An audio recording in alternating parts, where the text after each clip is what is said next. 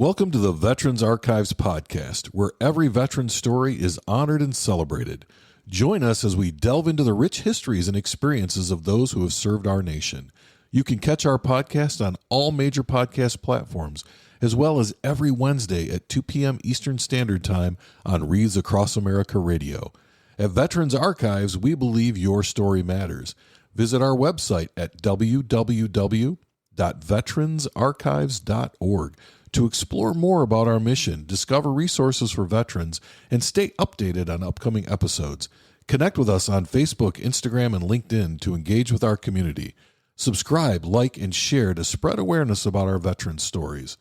Whether you're a veteran, a supporter, or simply curious about the profound journeys of those who have served, Veterans Archives invites you to listen in, learn, and be inspired. Join us as we continue to honor and preserve the legacies of our veterans.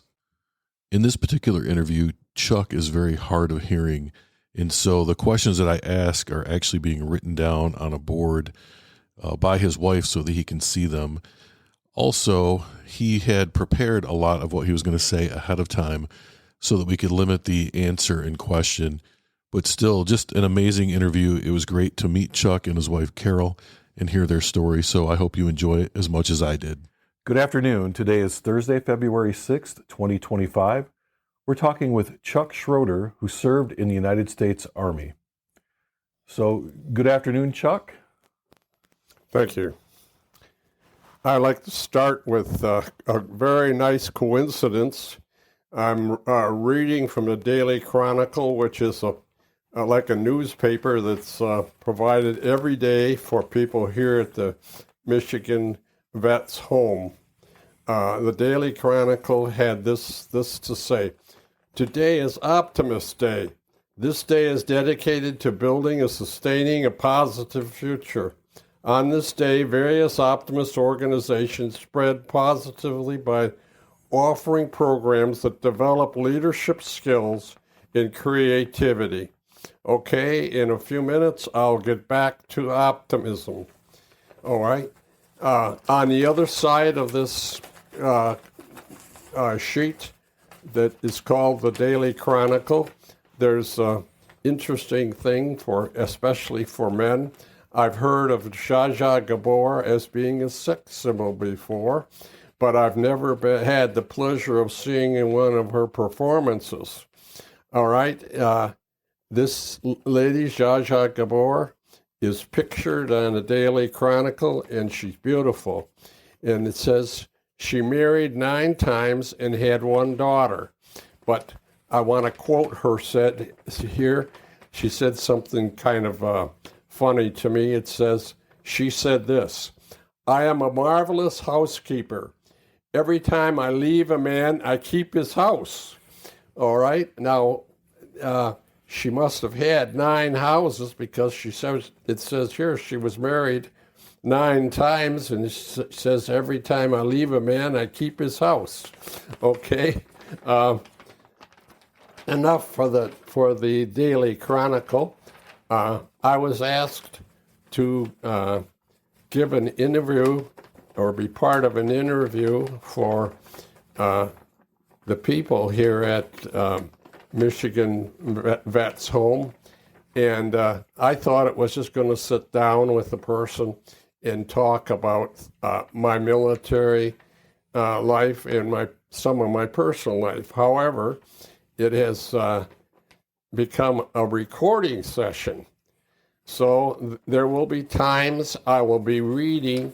I am not always a smooth reader, and I want to apologize ahead of time for my shortcomings, because there'll be times when I'll be ad-libbing what I'm reading. Okay, the 2 major points I want to cover here are positivity, which I said was covered in the Chronicle today just by coincidence. The next thing I want to point out is that the most important thing in my life is that I am a Christian. Okay, now I'll start to read. Okay, my name is Chuck. This recording was the first presented to me as an interview. So here I am making a recording about my life. in the Army and my personal life. First, as I said before, I am a Christian. Believe God sent us his Son through his death and resurrection, gave us forgiveness of our sins. All right, I am married. My wife's name is Carol. We have been married for 60 years. Many of you know Carol because she's a very friendly person and has a way about her that makes you feel her magnetism. Magnetism. I repeat that.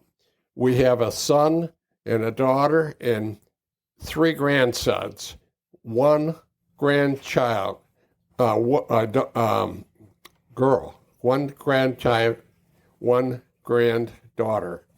Okay, I'll comment right now. Our granddaughter is an exceptionally intelligent person. She's now 17 years old, and she's off the charts in measuring her intelligence. So, as a former teacher, I'm very pleased to have a grandchild that is so extraordinarily smart.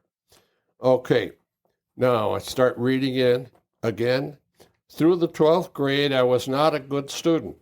I went to Macomb Community College for 2 years and then Michigan State to become a technology teacher mostly through the 6th and 9th grades. I grew up in Roseville, a suburb north of Detroit.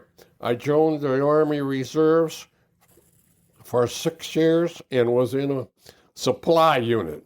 It didn't take long, and I found out our major function was to keep officers equipped with almost anything they needed to train men with the use of a tank. Okay, also we kept track of parts used in the repair of wheeled vehicles. During the Vietnam War, I lived and worked in a battalion headquarters building. This means I stayed here in the United States and was comfortable while others were fighting a war.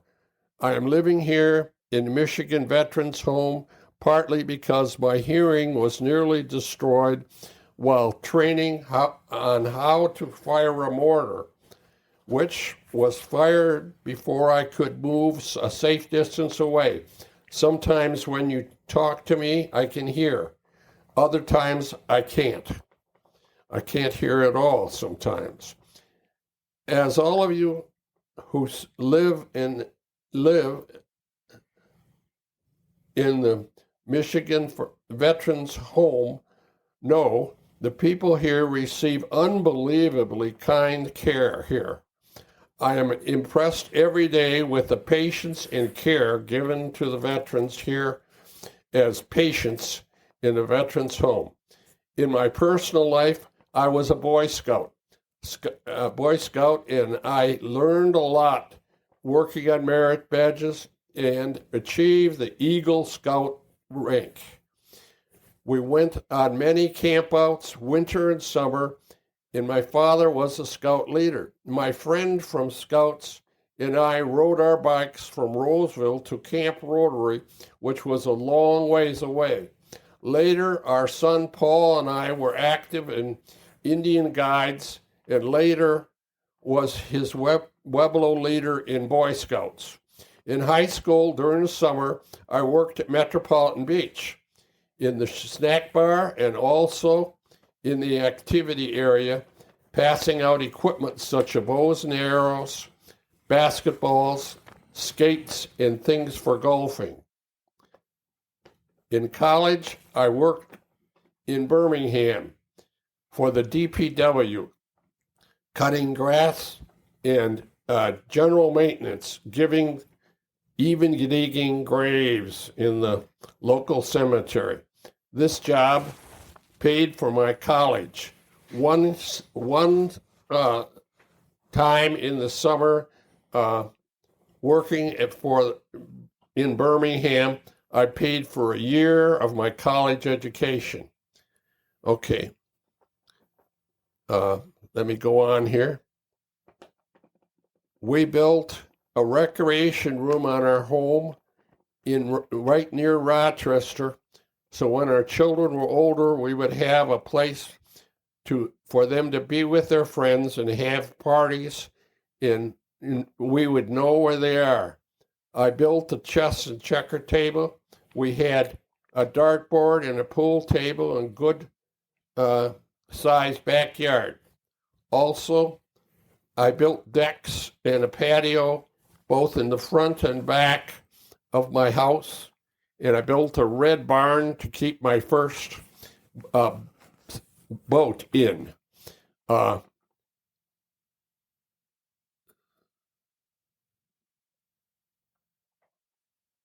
We always had a swing in our backyard when we lived near Rochester. It had a very high arm and very high branch on a tree. It had to be at least 25 feet off the ground. So when you use it as a swing, when I tied a rope on that branch, you would swing a long ways forward and backward. Okay, our neighbors took advantage of this, as did our relatives and kids. Mostly kids, but some relatives like to swing on this swing also. All right. We always enjoyed boating on Lake St. Clair, often swimming and boating near Selfridge Field. We trailed our boat, and we could go all over to many places where a boat could be put in the water. A favorite spot was Manitoulin Island on Georgian Bay in the town of Little Current. Now, I probably should explain for people who are not familiar with Lake Huron. Across the top of it, there are 3 islands. One is called Manitoulin Island. It is the biggest of the 3 that make up the top of Lake Huron, and it is shaped like a triangle. This town can be accessed by going into Canada across the Upper Peninsula of Michigan, and then going across Canada and dropping down with a very scenic road there to get to Manitoulin Island, and then you get to Little Current. Little Current is a city in Canada on this island, the Manitoulin Island, and 80% of their economy there is brought in by tourists. So they are very good, Canadians there are very good to tourists such as American tourists. Okay, we all,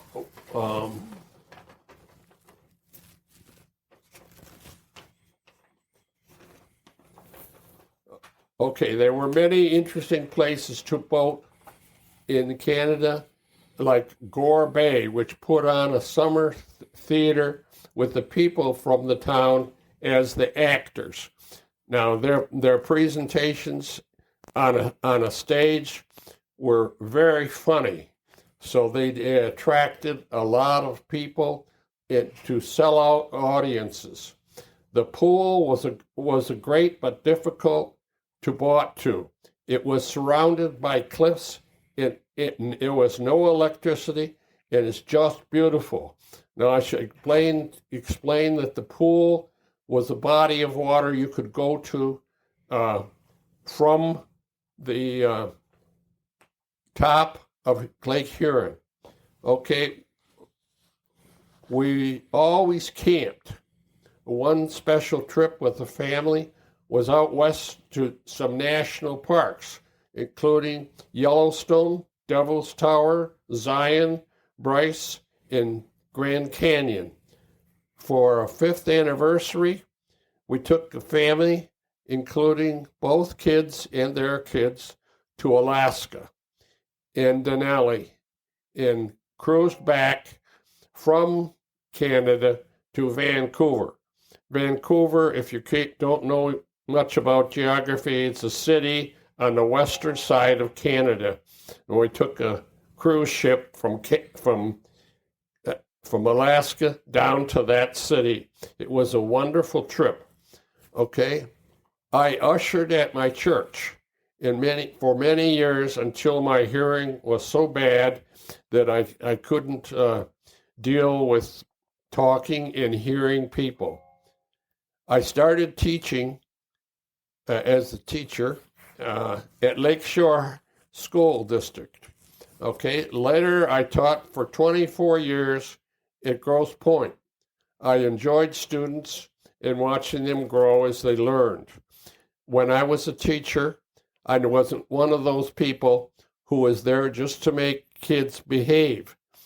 My major purpose was for them to satisfy their curiosity.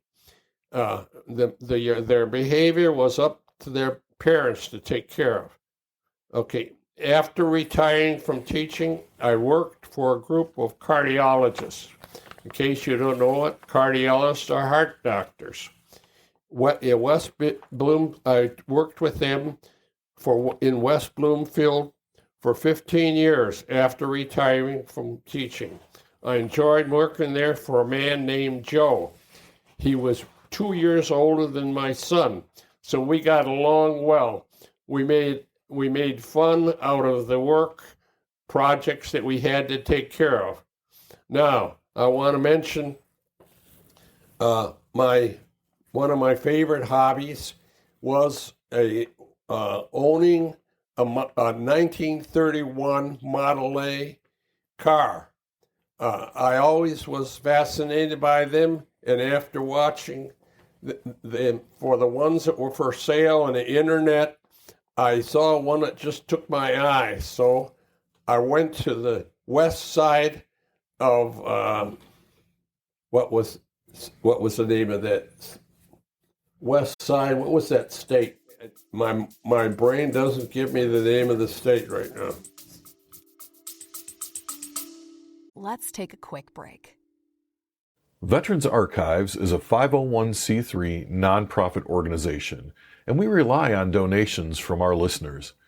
If you are enjoying these stories and would like to support our continued efforts, please go to www.veteransarchives.org and select the donate button. Thank you. Where is Kansas? Anyway, it was below Kansas City.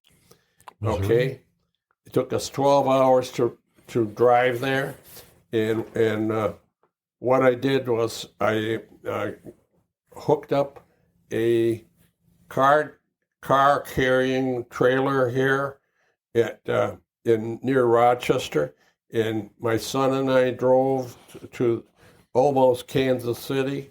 Took us 12 hours to get there. The man there lived in a beautiful home. He had a driveway that had a gate, and he was a man of means. At the top of his curved driveway, there was a plateau where you could look out long ways and see the area. You could see the farms and so on. However, this I want to get to is my Model A, which I bought from him. It had been completely revamped inside with modern materials. The seats, the floor, the sides, everything was modern materials in the same colors in which Ford built the car. Okay, outside it was repainted, the same color it was originally painted. Even the top on Model A's, they have a fabric top which is put on top of the metal underneath, and that was new. Okay, they use modern materials for that. On the back of this car was a box, because the Model A in 1931 did not have a trunk. So there was a box. There is a box there, and this has been this box has been revamped. This car, it just been they spent thousands of dollars, tens of thousands of dollars in revamping this whole car. I'm the proud owner of this car now. I bought it for a very good price considering its condition, and I had to put a few things on it myself. I put new lights on the front because I wanted the headlights to focus. There were lights there, but they were not focused. The back now has a stoplight in the rear window. All the windows have been replaced on this Model A, and I really have a nice time reading it. I should say I used to have a nice time driving it, but now I no longer have a license to drive. So that's been one of my hobbies. Now, I want to emphasize that I thought this would be an interview. So if the person operating the equipment here has anything to say, I welcome his comments at this time. Well, yeah. So I have a few questions, Chuck. So will you be writing the questions down for me? Because otherwise, I think I'll have to yell too loud into the microphone. For our listeners, Chuck has trouble hearing, so his wife is here and she's helping do the whole interview process with us. Chuck, my first question is, why did you join the Army Reserve? It's being written so I can read it. The question is, why did I join the Army Reserve? Okay. After spending an abnormal time after I graduated from high school on the junior college and college, I spent, I think it was 6 years. So I wanted to get my obligation to the armed services over with. And at that time, there was a rule that everybody over 18 had to be in one of the armed services. So at some time, so I wanted to get that as brief as possible. So I went and joined a reserve unit where I had to spend 6 months on active duty. And then after that, I had to go every week to meetings. And when the Vietnam War broke out, I almost was sent on active duty as a corpsman. So Carol's at writing a question down right now.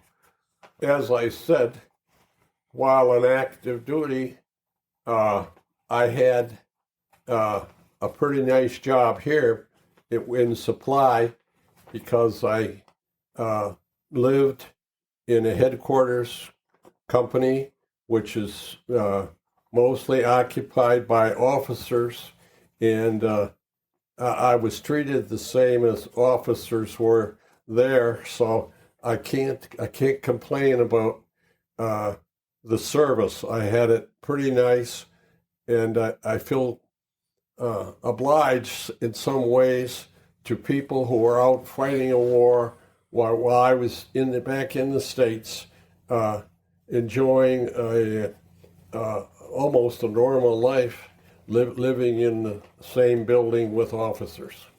Okay. So I do have another question. How did you and Carol meet? Yes, I was fortunate to have a friend who I met while I was working at a grocery store while I was still in high school. And we became pretty good friends. He had a boat, and we went water skiing on the St. Clair River. And I was at his house, and I saw this picture of a girl. And I said, "Who is that?" He said, "That's my cousin." And I said, "Well, is she married?" He said, "No." I said, well, why don't you fix me up with a blind date with this girl? He said, fine, and he did. And 5 years later, we got married. That's a great story. That's a great story. I like that. Okay, so Carol's telling me, in case you can't hear, Carol's telling me that when he proposed, they proposed at the Stone at Michigan State University, and the engagement rock. Yes, I know what you're talking about. And he dropped the ring. I did. Oh, you dropped the ring. Carol dropped the ring. So it's a good thing we found it. Yes, right. Absolutely. Well, so that answers a lot of the questions I had. So the only other thing is, what message would he like people to take away from his life and his story? Okay, in closing, once again, I wish to emphasize The Power of Positive Living by Norman Vincent Peale. There were, when he was alive, people from all over the world who would invite him to come to discuss the power of positive thinking.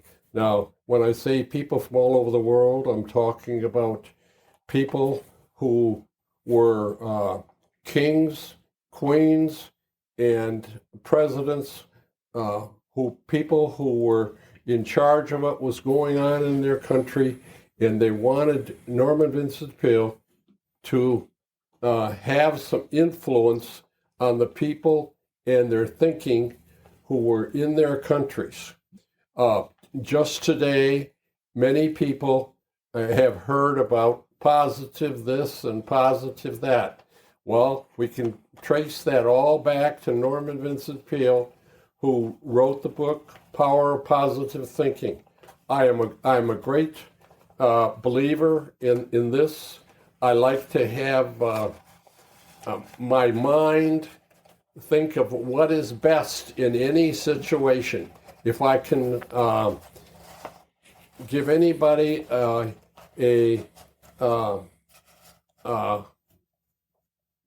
compliment, I try to do that, because I know it's easy to think about the negative and not the positive. So if you think about it, positive people are in demand all over the world, and you can be one of them with your thinking. If your thinking is positive, if you think about what is best and what is best about people you see and work with, you will be a very popular person.